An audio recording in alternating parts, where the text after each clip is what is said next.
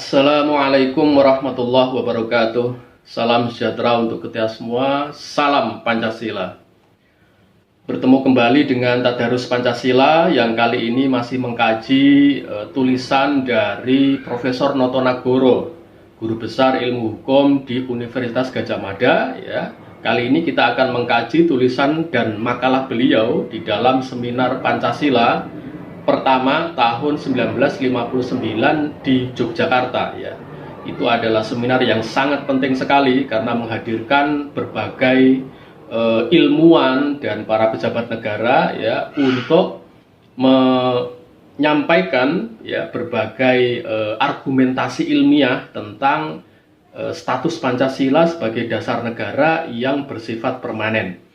Nah, kenapa? Karena di tahun itu, ya kan, di dekade itu ya terjadi upaya perubahan dasar negara di dalam sidang konstituante ya yang dilakukan oleh anggota konstituante yang terbelah ke dalam 3 usulan dasar negara. Yang pertama adalah kelompok Pancasila ya, faksi Pancasila yang tetap memperjuangkan Pancasila sebagai dasar negara. Lalu yang kedua, faksi Islam yang mengusulkan Islam sebagai dasar negara menggantikan Pancasila. Yang ketiga, faksi sosial ekonomi yang mengusulkan ideologi sosial ekonomi sebagai pengganti Pancasila. Nah, jadi ketika di konstituante terjadi upaya politik hukum untuk mengganti Pancasila, maka sepertinya pemerintahan Bung Karno lalu mengadakan seminar Pancasila pertama di Yogyakarta tahun 59 untuk meminta dukungan dari para intelektual ya agar itu kan tercipta atau tersusun argumentasi ilmiah bahwa Pancasila adalah dasar negara yang bersifat permanen dan tidak bisa diubah oleh hukum. Oleh karena itu, Tadarus Pancasila pada kali ini akan mengkaji tulisan Profesor Noto Nagoro di dalam seminar itu ya yang berjudul Berita Pikiran Ilmiah tentang Kemungkinan Jalan Keluar dari Kesulitan Mengenai Pancasila sebagai Dasar Negara. Jadi Noto Nagoro ini menyampaikan berita ilmiah atau apa semacam presentasi ilmiah ya dari penyelidikan ilmiah, dari penelitian ilmiah beliau tentang jalan keluar ya dari kesulitan status Pancasila sebagai dasar negara yang bersifat permanen. Karena pada saat itu memang belum ada pertama peraturan hukum yang menegaskan bahwa Pancasila adalah dasar negara yang permanen yang tidak bisa diubah.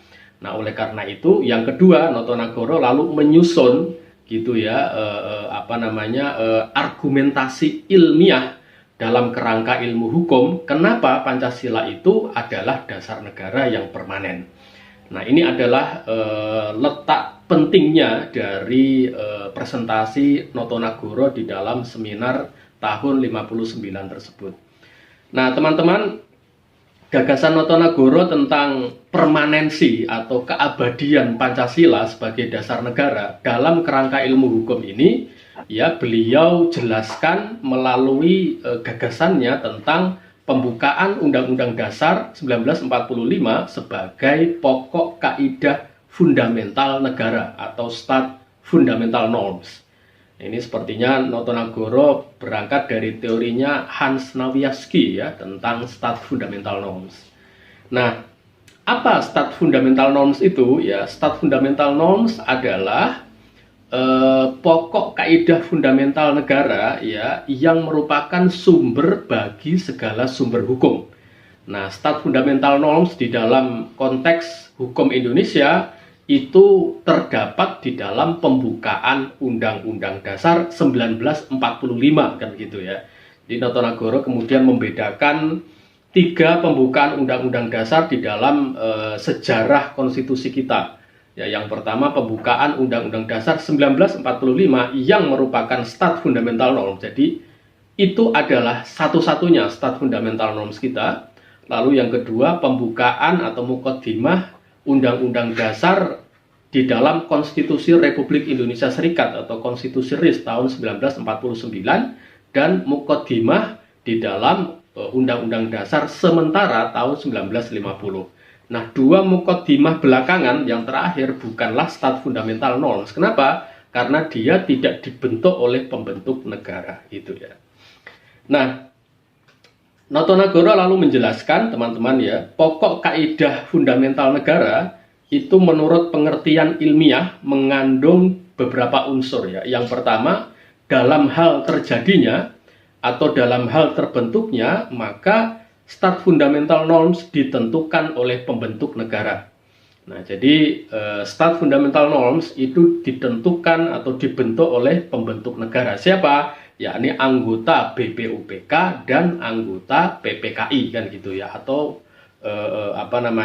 sidang BPUPK dan sidang PPKI. Nah, ini pembentuk negara atau pembentuk pembukaan Undang-Undang Dasar secara umum, secara kelembagaan, tetapi terdapat pembentuk Stat Fundamental Norms yang secara khusus ya, yakni Panitia 9 ya. Nah, Panitia 9 ya siapa beliau-beliau, yakni Soekarno sebagai ketua, lalu Bung Hatta, Mr. Yahmin ya, Ahmad Subarjo, A.A. Maramis, kemudian Kiai Wahid Hasyim, Haji Agus Salim, Abdi Kusno Cokrosuyoso, dan Kahar Muzakir.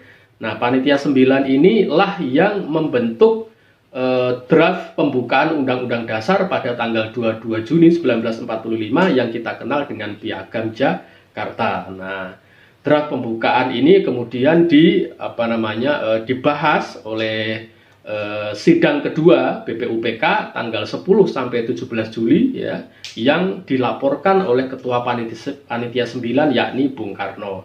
Kemudian mengalami perdebatan ya kan, terutama dalam konteks rumusan Pancasila, yakni sila pertama ya, sila ketuhanan dengan kewajiban menjalankan syariat Islam. Nah, sampai kemudian direvisi ya kan oleh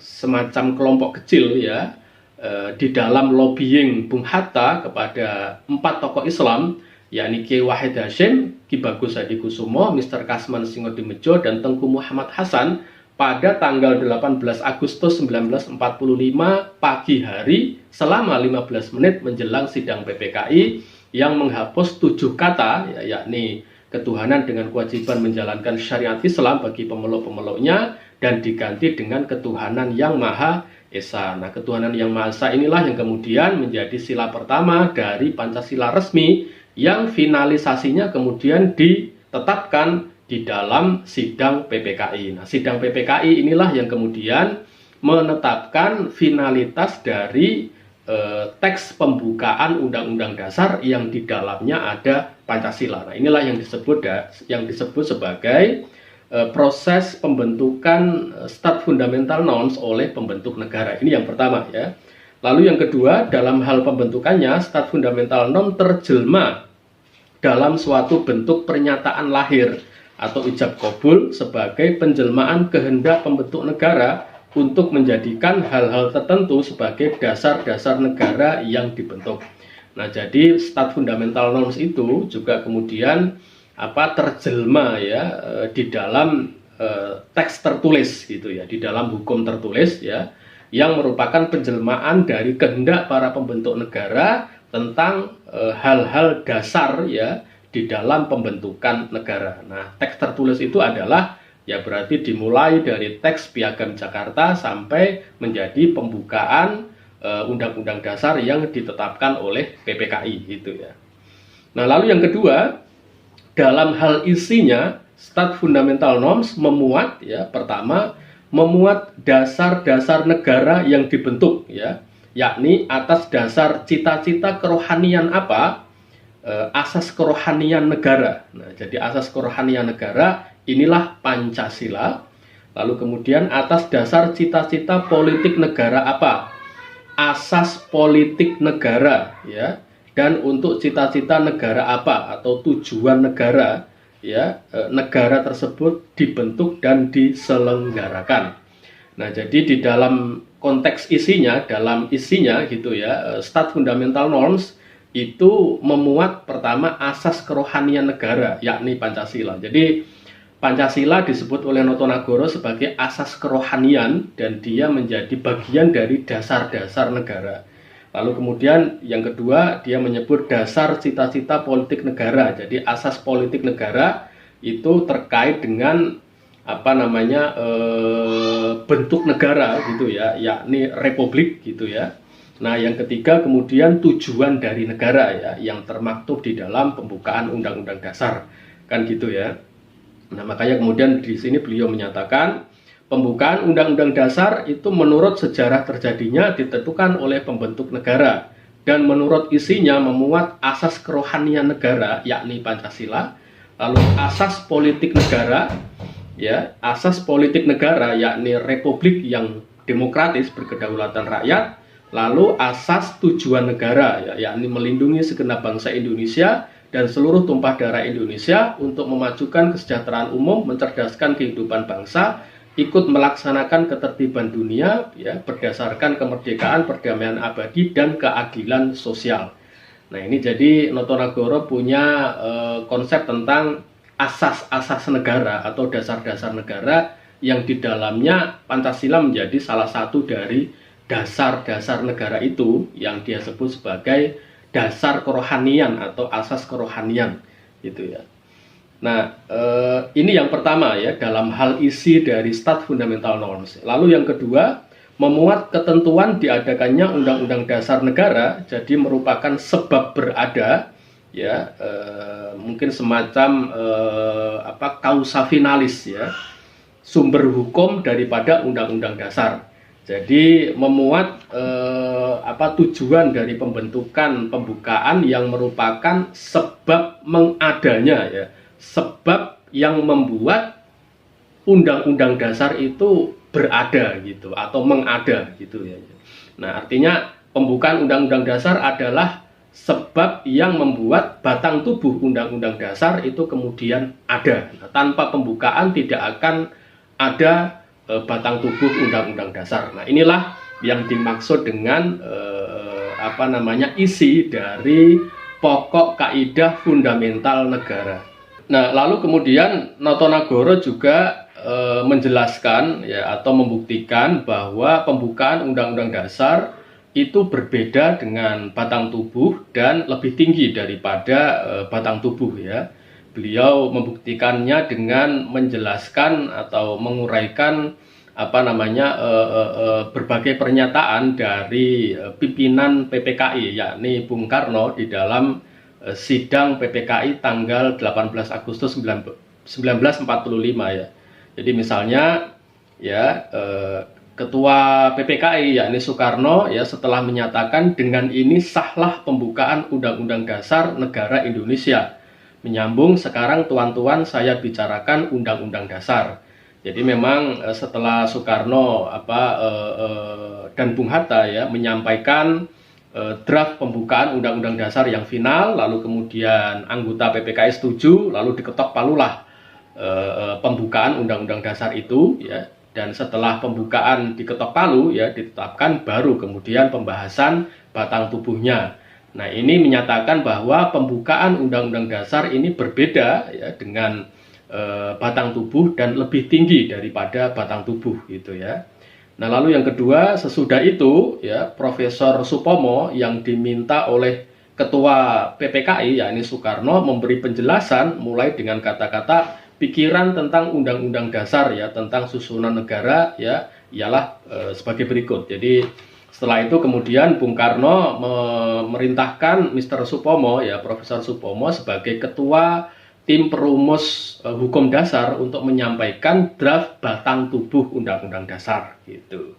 Jadi pembahasan batang tubuh Undang-Undang Dasar dilakukan setelah ditetapkannya pembukaan Undang-Undang Dasar.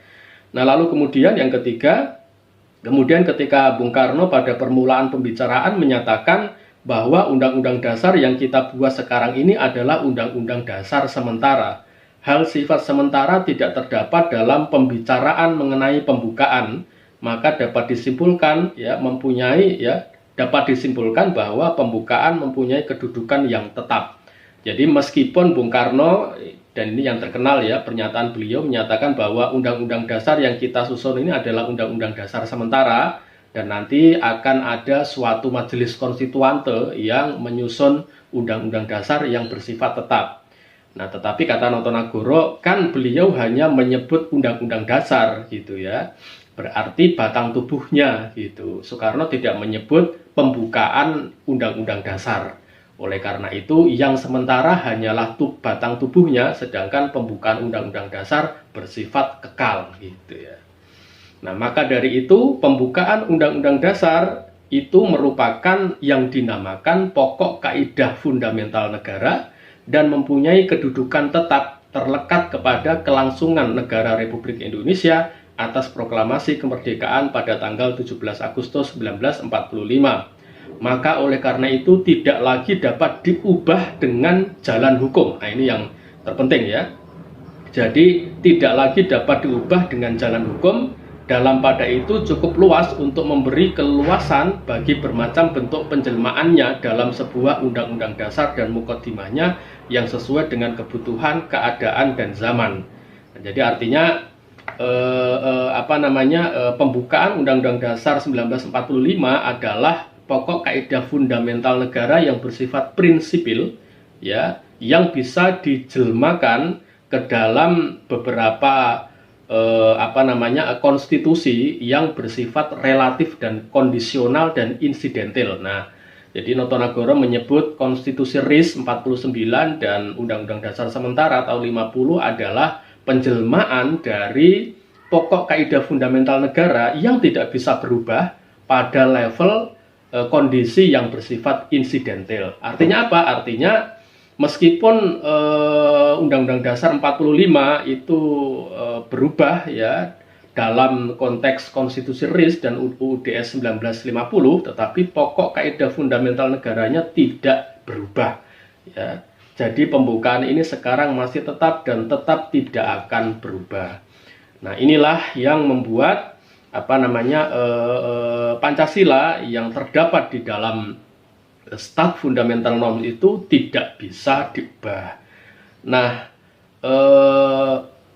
semacam ketetapan secara ilmiah dalam konteks ilmu hukum oleh Notonagoro ini kan gitu ya, di sidang konstituante kemudian dijadikan argumentasi oleh fraksi Partai Nasional Indonesia PNI untuk mempertanyakan wewenang dari konstituante yang ingin mengubah dasar negara ya, karena menurut Notonagoro konstituante ini bukan badan yang dibentuk oleh pembentuk negara ya kan, karena dia hanya dibentuk oleh Undang-Undang Dasar Sementara ya, dalam pasal 34 menyatakan konstituante memang diberikan wewenang untuk menetapkan Undang-Undang Dasar yang tetap sebagai ganti bagi UUDS 1950. Nah, tetapi wewenangnya hanya untuk mengubah batang tubuh Undang-Undang Dasar, karena pembukaan Undang-Undang Dasar ya yang di dalamnya ada Pancasila adalah Stat Fundamental Norms yang dibentuk oleh pembentuk negara, dan oleh karena itu gitu ya, subjek yang berhak untuk mengubah Stat Fundamental Norms hanyalah pembentuk negara gitu ya. Nah, ketetapan inilah yang kemudian ya secara ilmiah gitu ya, lalu kemudian dikembangkan atau ditindaklanjuti secara yuridis melalui TAP MPRS nomor 20 tahun 1966 tentang Memorandum DPR GR ya, DPR Gotong Royong mengenai sumber tertib hukum Indonesia yang menegaskan Pancasila sebagai sumber segala sumber hukum, jadi sebagai Stat Fundamental Norms tadi ya, yang tidak bisa diubah gitu ya. Dan menjadi sumber bagi segala sumber dalam hierarki tertib hukum di Indonesia kan gitu ya. Nah, ini yang kemudian dikembangkan gitu kan, atau ditindaklanjuti oleh berbagai peraturan hukum setelahnya ya. Misalnya di sini misalnya Dr. Ahmad Basarah ini telah melakukan penelitian tentang hal tersebut ya, dan beliau menulis sejarah peraturan yuridis yang menetapkan Pancasila sebagai sumber segala sumber hukum ya. Yang pertama tadi ya TAP MPRS nomor 20 tahun 1966, lalu kemudian TAP MPRS itu direvisi oleh TAP MPR nomor 3 tahun 2000 ya, tentang sumber tertib hukum di Indonesia, lalu kemudian diganti ya oleh Undang-Undang nomor 10 tahun 2004 tentang pembentukan peraturan perundang-undangan, ya, sama ya, tentang menetapkan Pancasila sebagai sumber segala sumber hukum. Lalu kemudian direvisi oleh Undang-Undang nomor 12 tahun 2011 ya, tentang pembentukan peraturan perundang-undangan, sama menetapkan Pancasila sebagai sumber segala sumber hukum, sampai kemudian sekarang diubah oleh Undang-Undang nomor 15 tahun 2011 tentang pembentukan peraturan perundang-undangan. Jadi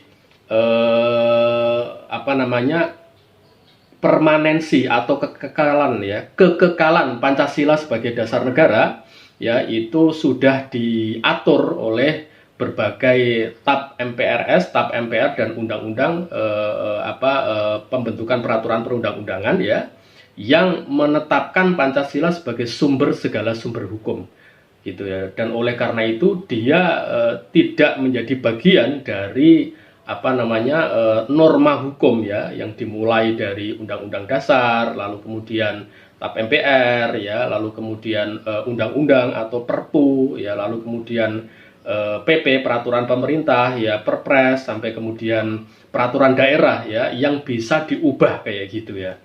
Nah, itu yang pertama ya. Lalu yang kedua, permanensi Pancasila atau kekekalan Pancasila sebagai dasar negara itu juga diatur di dalam mekanisme amandemen Undang-Undang Dasar ya. Misalnya di dalam pasal 37 Undang-Undang Dasar NRI 1945 yang mengatur proses amandemen Undang-Undang Dasar hanya bisa terjadi pada level batang tubuh Undang-Undang Dasar dan tidak menyasar pada pembukaan Undang-Undang Dasar. Nah, berbagai peraturan hukum yang mengatur dan mengamankan Pancasila sebagai dasar negara itu memiliki semacam landasan pemikirannya dari pemikiran Notonagoro yang menegaskan bahwa Pancasila adalah dasar negara yang termuat di dalam pembukaan Undang-Undang Dasar yang secara hukum tidak bisa diganti, karena pengganti dari pembukaan Undang-Undang Dasar atau Stat Fundamental Norms tersebut hanyalah para pembentuk negara. Terima kasih, bertemu kembali dengan Tadarus Pancasila. Salam Pancasila.